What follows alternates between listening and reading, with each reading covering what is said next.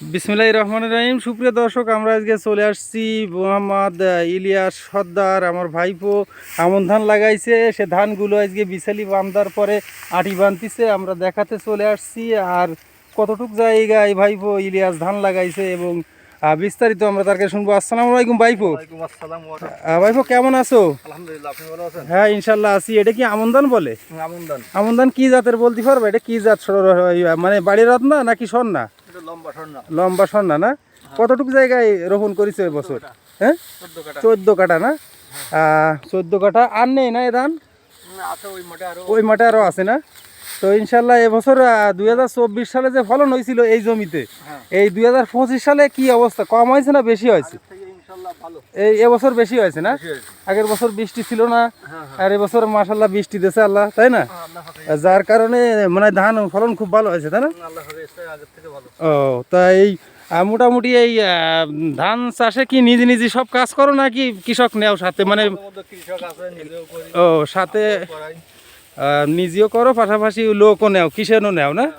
কিষেন কত বর্তমানে একটা কিষেন? তবে এক বেলা 500 টাকা, তাই না? মনে হয় ধারণা, কারণ টাকার মান কমে গেছে আর বাজারের দ্রব্যমূল্য যে দাম।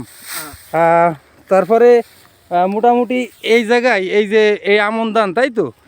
স্বর্ণা, লম্বা স্বর্ণা, তাই তো? এই স্বর্ণা এখন উঠে নিয়ে যাচ্ছে, এরপরে ফার্স্টগুলাকে তো এই জায়গায় ধান রোপণ করবা না? ও আর ওই বিলিও আছে না? আর বরজের কি অবস্থা? পানে বরজ ছিল, পানের বরজ মোটামুটি আছে, তাই তো? আর পানের দাম তো মাঝে শুয়ে গেছিল, এখন কি অবস্থা?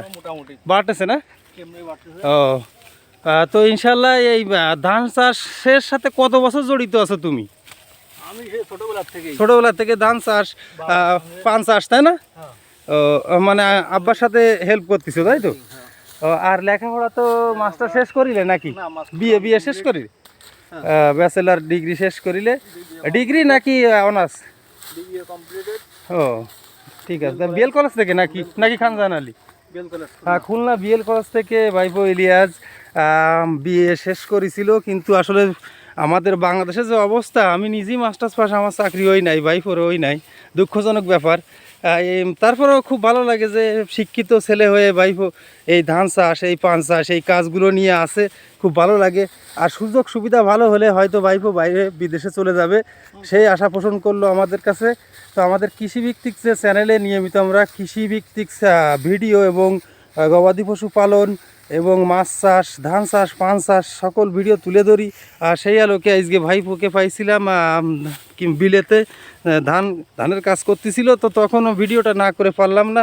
তো আসলে ভাইপো প্রচুর কঠোর পরিশ্রম করে দিন যাপন করে, লেখাপড়া শিখে যে কাজ করা যাবে না সেই ধরনের না, সে প্রচুর খাটনিদার একটা ছেলে। আর বাপকে প্রচুর হেল্প করে। আর চাকরি একসময় তো গার্মেন্টসে চাকরি নিছিলে না? কত বছর ছিলে?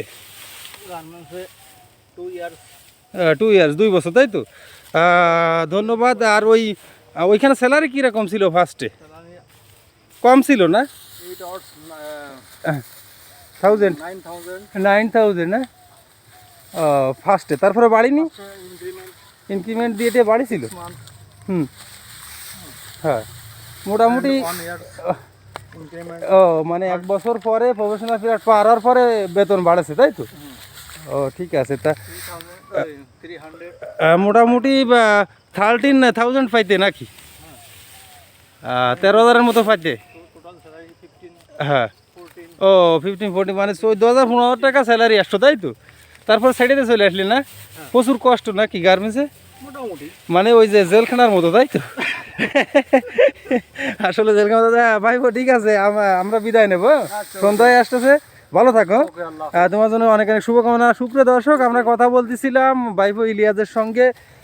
সে ধান চাষ করেছে, আমন ধান, অর্থাৎ সেই ধানগুলো খুব সুন্দর হয়েছে। আমি একটু দেখাচ্ছি আপনাদের। এই যে পালা দিয়ে থুইছে এই সাইডে, ওই সাইডে সব জালি দিচ্ছে। তো ইলিয়াসের জন্য অনেক অনেক দোয়া থাকলো, ভালো কিছু করুক আশা করি। শিক্ষিত হয়েও কাজ করতেছে, এটাই খুব ভালো লাগে আমার কাছে। তো সবাই ভালো থাকবেন। আর আমাদের ভিডিওটি ভালো লাগলে লাইক কমেন্ট শেয়ার করে চ্যানেলটির সঙ্গে থাকবেন। আজকে বিদায় নিচ্ছি, সন্ধ্যা ঘনিয়ে আসছে। আর পরবর্তী ভিডিওয় কথা হবে। আল্লাহ হাফেজ।